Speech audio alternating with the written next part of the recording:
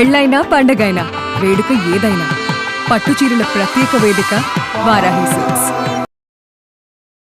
నమస్కారం డాక్టర్ ప్రదీప్ జోషి గారు. శ్రీమాత్రే నమః. వేదిక్ నాలెడ్జ్ అంటే జనరల్గా చెప్తూ ఉంటుంది కదా, సరే పలానా ప్లేస్ ఈ విధంగా ఉంటే అక్కడ నెగిటివ్ ఉందని చెప్పేసి అంటారు.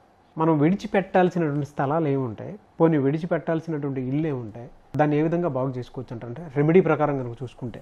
శ్రీ గురుభ్యో నమః. శ్రీమాత్రే నమః.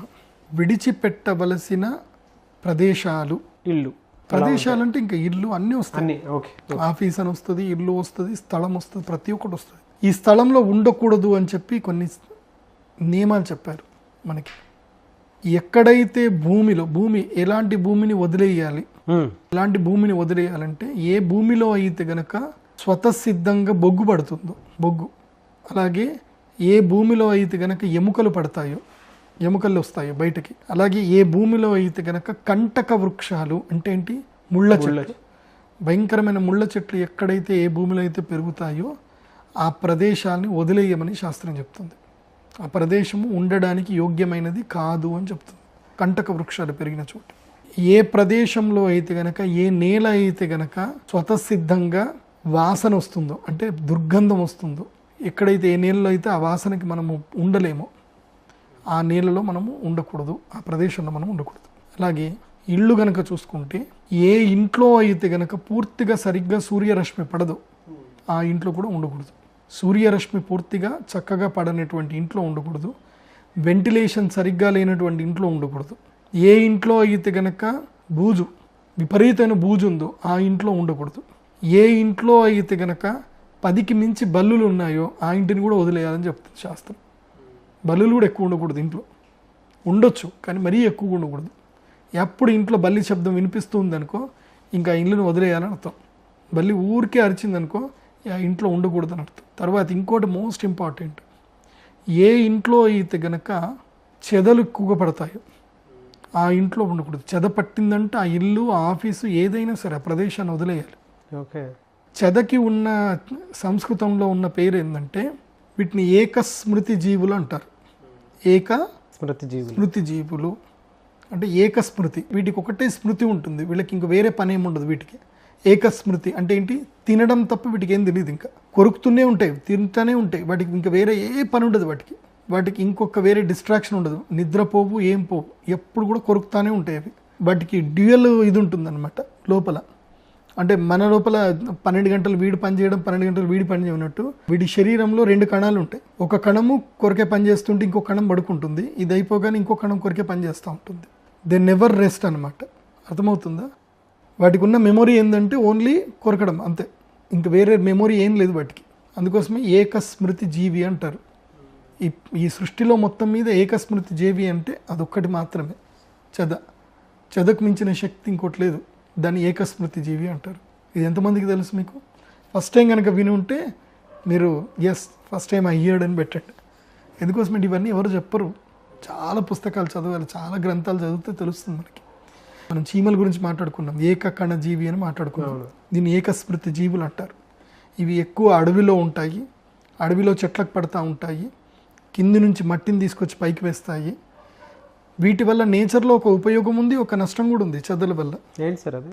చెదల వల్ల దీనికి మంచిది కాదు, ఏది ఇంటికి మంచిది కాదు. ఇంటికి చెదబట్టకూడదు. ఇంటికి చెదబట్టిందంటే ఆ ఇంటి వదిలేయాలి, లేదంటే ఆ ఇల్లు మొత్తం కూల్చేసి మొత్తం కూడా వేప మందు కొట్టేసి అన్నీ చేసుకొని చేయాలి. కానీ ఈ చెదకి ఉన్న ఒక గొప్ప గుణం ఉంటుంది. చెద పురుగు చేసే ఒక మేలు, మనిషికి చేసే మేలు ఏంటి తెలుసా? ఈ చెద పురుగు భూమి లోపల నుంచి దాదాపు ఒక 15 ఫీట్ల నుంచి భూమి లోపల నుంచి సారవంతమైనటువంటి ఔషధీ గుణమైన మట్టిని బయటకు తీసుకొస్తుంది. దానికి ఆ గుణం ఉంది. ఎప్పుడైనా చెట్టుకి చెదలు పట్టినప్పుడు నువ్వు చూడు, మట్టి మొత్తం కూడా పైన కప్పుకుంటుంది. అది దానికి ఎండబడదు, ఎండ వస్తే చచ్చిపోతుంది. అది ఎండబడకుండా ఏం చేస్తుంది అంటే మట్టిని మొత్తం కప్పుకుంటుంది. కప్పుకొని ఎంత ఇంజనీరింగ్ టెక్నాలజీ తెలుసా వాటిది, సూపర్ కట్టుకుంటాయి వాటి మట్టిని. మంచిగా కన్స్ట్రక్షన్, నీట్గా కన్స్ట్రక్షన్ చేసుకొని ఒక గుహలాగా తయారు చేసుకొని ఆ చెట్టును మొత్తం కొరికేస్తూ ఉంటాయి. మీరు ఎప్పుడైనా అబ్జర్వ్ చేశారా చెట్టుని ఎప్పుడైనా చెట్టుకి చెదలు ఎట్లా పడితే ఒకసారి చూడండి. చెదబట్టింది మనకు కనబడదు, పైన చూస్తే మంచిగా ఉంటుంది కానీ లోపలంతా తినేస్తూ ఉంటుంది చెదబట్టింది. కొంచెం చూస్తే చదివి చూసినప్పుడు చూస్తే మట్టి పైకి పేర్కొంటుంటుంది. ఆ మట్టికి ఒక గుణం ఉంటుంది, అద్భుతమైన మట్టి అది. ఆ మట్టిని తీసుకొని తేనె కలుపుకొని ఎక్కడైతే దద్దులు కురుపులు అవుతాయి కదా, ఇవి గండు చీమ కుట్టినా కందిరీగ కుట్టినా కొన్ని రకమైనటువంటి కురుపులు ఉంటాయి. ఆ కురుపులకి స్కిన్ ఎలర్జీస్కి అది ఒక మంచి ఔషధం. ఆ మట్టిని తీసుకొని దాంట్లో తేనె కలుపుకొని లేపనం చేసుకుంటారు. కాలిన గాయాలకు చాలా అద్భుతమైన ఔషధం అది. కాలిన గాయాలైతే తేనె పెట్టుకోవాలి. ఈ మట్టితోటి తేనె పెట్టుకున్నాం అనుకోండి తొందరగా హీల్ అయిపోతుంది. సో ఇవన్నీ కూడా ఆయుర్వేదంలో కొన్ని దాంట్లో చెప్పుంటారు. మట్టితోటి కూడా ఆ లోపల ఉండే మట్టి సారవంతమైన మట్టితోటి శక్తి బాగుంటుంది. సో సరే, ఈ చెదలున్న ప్రదేశాన్ని వదిలేయాలి. మళ్ళీ ఎక్కడైతే ఎలుకలు విపరీతంగా ఉంటాయో ఆ ప్రదేశంలో కూడా ఉండకూడదు. ఎలుకలు ఉండే ప్రదేశంలో ఉండకూడదు. ఇంకా నెగిటివ్స్ కొన్ని ఉంటాయి. ఎట్లా అంటే వాస్తవంగా ఇది చెప్పకూడదు, కానీ నేను నా నియమ ప్రకారం నేను చెప్తాను, కానీ మీరెవరూ బాధపడకండి. ఎందుకోసమంటే ఎక్కడైతే గనక చావు డప్పు శబ్దాలు రెగ్యులర్గా మోగుతాయో అక్కడ ఉండకూడదు, దూరంగా ఉండాలి. కానీ ఇప్పుడు ఊర్లోనే శ్మశానాలు అయిపోయినాయి, డప్పులు రోజు మోగుతూనే ఉంటాయి. అది తప్పదు, కానీ అలాంటి ప్రదేశంలో ఉండకుండా ఉంటే మంచిది. తర్వాత మీ ఇష్టం. అది ఎలా సార్ అంటే పరిస్థితి ఈ విధంగా ఉన్నప్పుడు రెమెడీ ఏంటి? రెమెడీ మెయిన్గా ఇప్పుడు ఇంట్లో విపరీతంగా చీమలు కనిపించాయనుకోండి, దానికైతే పసుపు నీళ్ళు చల్లడము చేసుకోవాలి. ఇంకా పెస్ట్ కంట్రోల్ ఎట్లాగూ ఉంటారు, పెస్ట్ కంట్రోల్ తోటి పని చేయించుకోవాలి. కానీ ఇవి రావడం ఏంటంటే ఒక విధంగా దుష్ట సూచకం, చెడు సూచకం అన్నమాట. అప్పుడు తప్పకుండా ఇంట్లో యాగాలు చేసుకోవడము, సాంబ్రాణి వేసుకోవడము, ఇవి ఇంట్లో అయితే కనుక సాంబ్రాణి అవి వేసుకోవడము.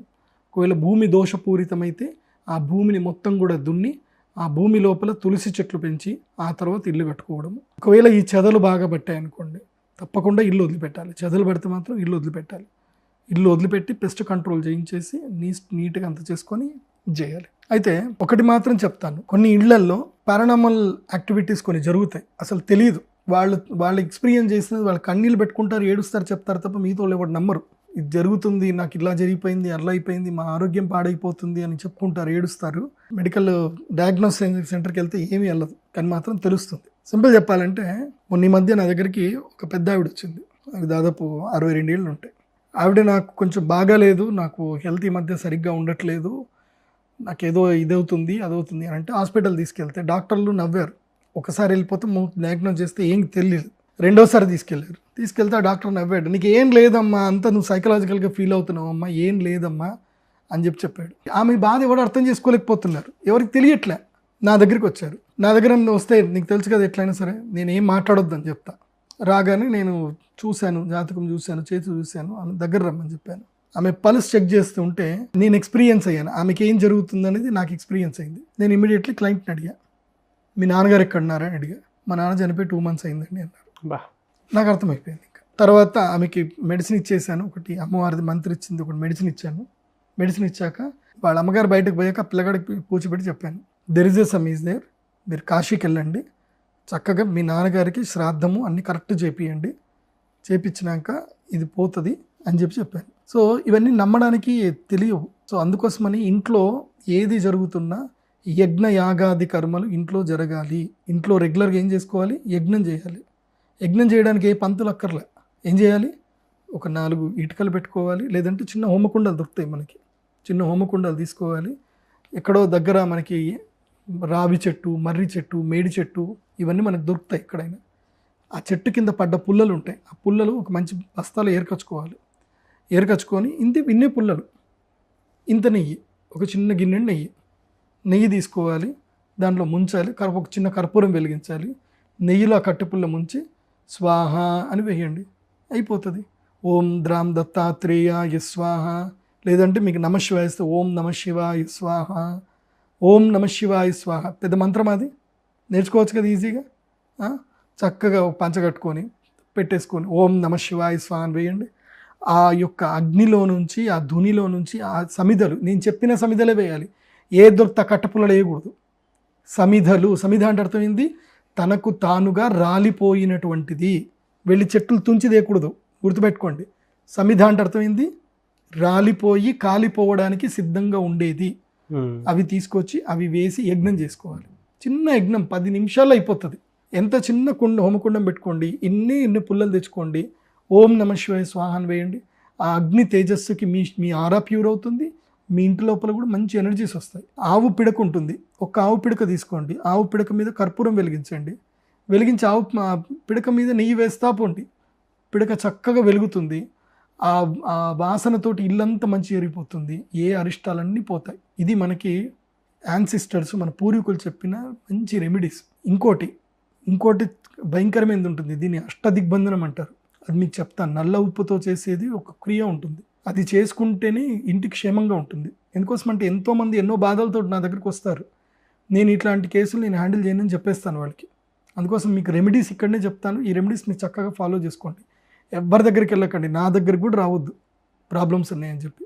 Thank you sir, thank you so much doctor Pradeep Joshi గారు. శ్రీమాత్రే.